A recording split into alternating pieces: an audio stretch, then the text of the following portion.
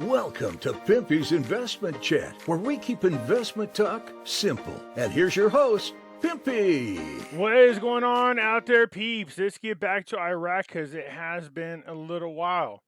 In case you haven't caught my reason why, I encourage you guys to go look at a video that I posted, I think it was yesterday. I'm happy to be back, that's for sure. Talk about catching up on reading. I went over to go see what was happening in Iraq. There's both good and bad, but the bad doesn't seem to be too far out of control, if you get my drift.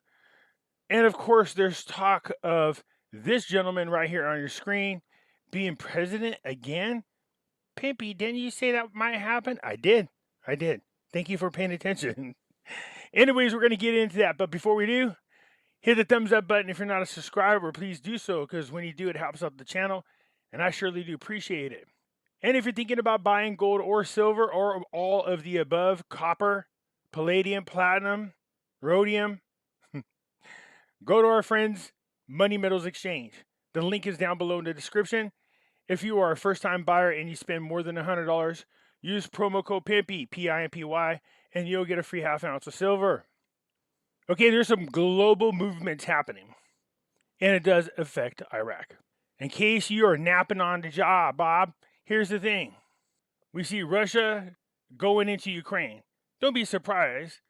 I mean, why wouldn't Putin feel emboldened? Because when Obama was in office, Russia took over Crimea. No problem. So now that we got Obama in there for his third term, why not go ahead and go for the Ukraine? What else was happening around that time? Oh, I don't know. China, Taiwan, China, Hong Kong. None of this stuff happened under 45. This isn't about making a political statement. This is about making a statement that these allies, China, Russia, and Iran, all feeling emboldened under a third-term Obama. You can see here, while Russia's over there taking control of the Ukraine, and China is threatening to take Hong Kong and Taiwan, you have Iran going, wait a minute, don't forget us. We were supposed to be in control of the Middle East. They are fighting with, yes, Israel. Israel and Iran are launching missiles at each other. This is not good, because Iran has a habit of putting Iraq in the middle of things. So far, so good, but you just want them to avoid being drugged into this at all. We know there's been a lot of missile attacks against U.S. soldiers, against embassies in multiple places that people aren't talking about. It says the exchange of missile strikes by Iran and Israel in Iraq and Syria, see, not just in Iran and Israel, but also against each other in Iraq, puts U.S. forces at risk, the top U.S. commander of the Middle East said on Friday, just after Iran missiles went ahead and struck near a U.S. consulate complex. This is what we don't need in the Middle East. We went from one administration putting together the Abraham Accord, which was the actual peace in the Middle East, to now we got one that's helping destabilize it all over again. Have you not been paying attention to the Iranian nuclear deal? Oh yeah, we're being too distracted about, transgender women swimming in competitions. I swear, man. Of course, I'm being facetious and sarcastic. So what has been going on in the news? Look, there's a lot of news to go over, so let me just summarize it. I'd mentioned in a video that if Saudi had his way, he really did want Saleh to be president and al-Qadimi to come back as prime minister and Halabasi to be speaker. Well, Halabasi became speaker, no problem. Well, we know what happened in 2019 when the government resigned, and this is how al-Qadimi got into power in the first place. We see the process, and we know that whenever candidates are put forward, if they get denied 3 times, then the current sitting president has a right to abolish the government, in this case, abolish the parliamentary, and ask for special elections all over. Now, we don't want that to happen. I really think Sauder is a good choice. Now, he's not exactly the most pro-American friendly person, but that's okay. He's caring about his people, and to me, that's all that matters. He's all about what's right for Iraq, not kissing the butt of Iran, not kissing the butt of Israel, and definitely not kissing the butt of America. He don't care. All he wants is Iraq to be left alone and the people to prosper. I really believe he's sincere in that area. So he had let it known that he wanted to keep the same people there. Halabasi, Al-Kadhimi, and Saleh. So when they put their first candidate up and he was all of a sudden disqualified because he was under investigation for misappropriation of money, he spent a lot of dinars. So he was disqualified. They went to put up there a second candidate, and it's been a hassle ever since. And then he put Saleh up as the third. Now, Saleh was nominated all these times. And technically, they have not been voted against. One of them was disqualified. The other one is yet to go forward. But it almost appeared to me like it was a setup. I was laughing. I said, if I didn't know any better, Sadr was just being sneaky.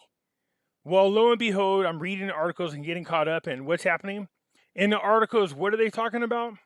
Yeah, there's too much hassle right now trying to find the right candidate. There's too much division amongst the blocks. And the one person that seems to be fitting is Saleh. So is it possible Sadr's going to get his way? Is he a trickster that way? No, I don't think he's a trickster, but I do think he's very clever. Again, I don't live over there in Iraq, but just over the last couple of years of covering President Saleh and, of course, Al-Kadhimi, the prime minister, and then Halabasi. Now, I told you Halabasi is kind of hard to judge. People don't know what to think of him. I said it seems to me like these three presidents have been getting a lot accomplished. That's what it appears like. I think it's a good trio, and they should be back in power. So Saleh is being considered again. Sadr has made the suggestion. I think it's being embraced. I am seeing other articles where they're like, no, we're going to try this other candidate. But if they are not careful, and if they're truly against President Saleh, and if they don't play this right, he's going to end up back in there anyways. So we also know that the president selects the prime minister. Now, that doesn't mean it's set in stone. That just means he selects the prime minister. Sure, the political blocs say who they want, but technically the president selects the prime minister, and then the people vote on him. If Saleh gets in, there's no doubt that he's going to want Al-Kadhimi back in there.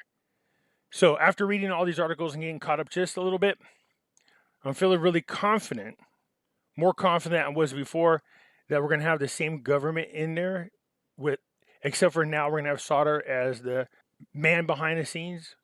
You guys let me know what you guys think in the comments. We're going to have Saleh as president and Al-Kadhimi as a prime minister. I do think that's a good combo with Halabasi as Speaker of the House. So in my opinion, it looks like it's heading that way. I see they're putting up another list again. They were just talking about it. But we need to talk about these airstrikes. This is not good. This is another thing that Sadr was talking about. Stop dragging Iraq into all these little scuffles that you guys got going on. They don't want any part of it whatsoever. They just been through 30 plus years of hell with sanctions and everything else. And the last thing they need right now is to be taking steps backwards instead of forwards. And so when Sadr said, we want a government for the people, by the people, without any influence from the West or the East, he was talking about Iran as well as the Americans. So the other video I did said that Halabasi, his life is being threatened. He has a president of Turkey giving him hell. You have the mullahs over there in Iran, and he's trying to work with the coordination framework, who are Iranian puppets. Like I said, Iran's goal is to turn Iraq into a Muslim state, and they don't want that. So with China doing their thing, Russia doing their thing, and we have what looks like a ghost of a man running this country and continuously calls Kamala Harris, of all people, the real president. And it's like, what? No. She's worse, and she has all her faculties still, you guys. This is terrible. So we really got to pay attention to what's going on globally. It affects what's going on in Iraq. The other thing I'm noticing is a lot of currencies around the world are starting to devalue real quick. And I'm not talking about like, a little at a time. No, there's countries whose currencies are losing purchasing power really, really quick. So it almost appears to be a planned event, which I'm pretty sure it is. But again, I won't get all tinfoil hat wearing on you guys. Okay. Now, there was talk again of the exchange rate. Somebody said, Pimpy, man, did you hear? They want to change the rate to $4. I was like, what the heck? When did this happen? Did they say that? They sent me the article, and the person said they want to change it on 4/4. And I was like, no, if you keep reading, that's actually the date. It's April the 4th. Okay, not they want to change the rate to $4. Because good Lord, when I found this out and I said they actually said it in the article, man, I was pumped. I was like, I'll take it. So no, you guys, there's just more talk about the exchange rate. Now, I've done several videos trying to do my darndest to show you and educate you a little bit more on what we need to see in order to have the Iraqi dinar exchange rate changed in a positive direction. So it depends on a lot of different factors. So there's no more denying that now. As a matter of fact, I had a chance to skim through a couple of people's videos, and you can see more and more of the so-called dinar gurus are starting to come around and showing their people this information, which is a good thing, you guys. It's not a bad thing. Okay, because it should help alleviate a lot of that every day. When's it going to happen? When's it going to happen? When's it going to be reinstated? Okay, well, we all want reinstatement. We do. I do. I never said I didn't. And I'll take that 322 rate. Good Lord, I'll take it. But we have to deal with the probabilities and how realistic it is.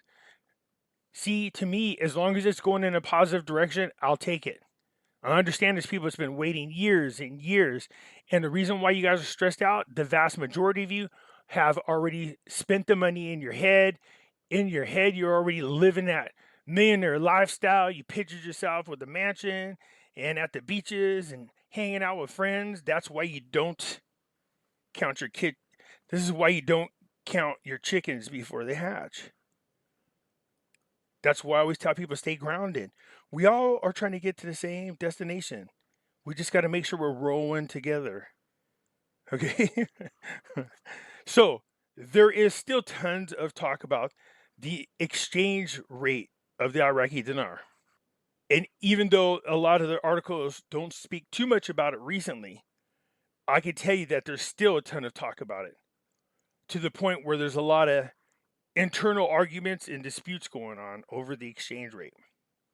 So, for people who are unaware, and you can see they get all pissy in my comments because they're like, "No, man, why would they just do this? Why would they just do that? No, you don't know what you're talking about. How much research you do? None." I want the reinstated rate. I do. I'll take it. Heck, I'll take half that amount. Okay? But a long time ago, it got past me. And then I started noticing that there was a lot of struggles going on in Iraq with the Iraqi people. And then I talked to people. I talked to people who lived in Iraq. I spoke to people who worked in Iraq and served in Iraq. And all the stories that I heard. And, it's really powerful. Just like Zimbabwe, Iraq is one of those nations that are rich nations. They're really rich nations. But the governments are so corrupt that people suffer instead of prosper.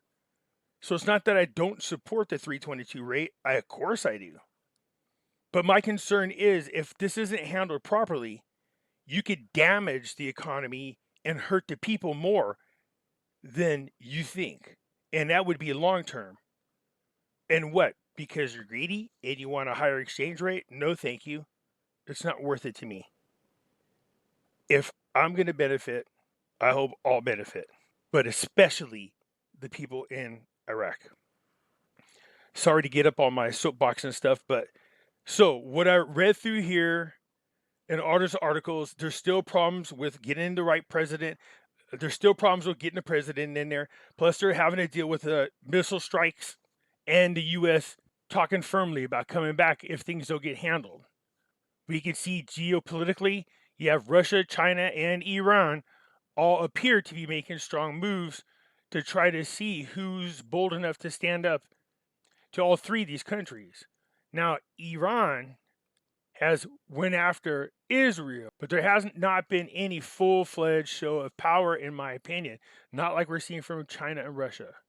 So the last thing we need is for these three countries to stir crap up and setting everything back and dragging Iraq into a conflict again.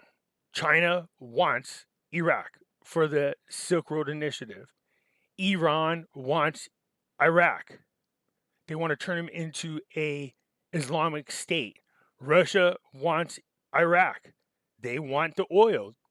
So all three of these countries have a very, very powerful interest in Iraq. This is not good, especially when you got a sock puppet as a president of the free world.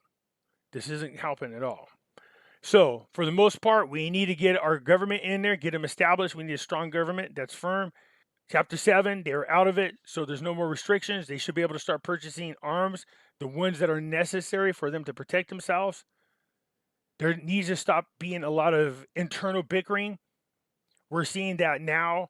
The coordination framework is saying, for the sake of the government and the people, they're talking about joining together with Sauder's group so they can get the government they want in there. They're just done fighting. People are tired of it. Let's keep our fingers crossed that he is the leader we hope he is.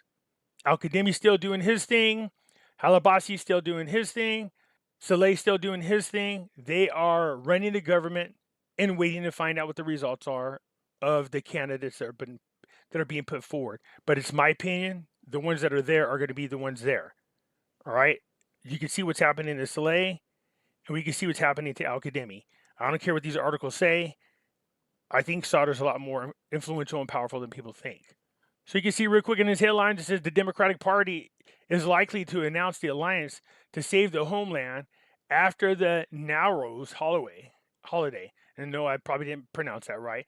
So these guys are coming together and cooperating. We'll see how far it gets, but we need to get this government established. People are like, Pimpy, man, they're going to change the rate. No, I already told you what some of the factors are. How are you going to change the rate if a government isn't even established? There's an election, but there's no government. The budget hasn't been passed. These are a lot of other factors in there that need to be taken into consideration before you can talk about the exchange rate. All right? Anyways, that's it. Hit the thumbs up button. If you're not a subscriber, please do so. Because when you do, it helps out the channel. And I surely do appreciate it. And I'll catch you later. I'm out.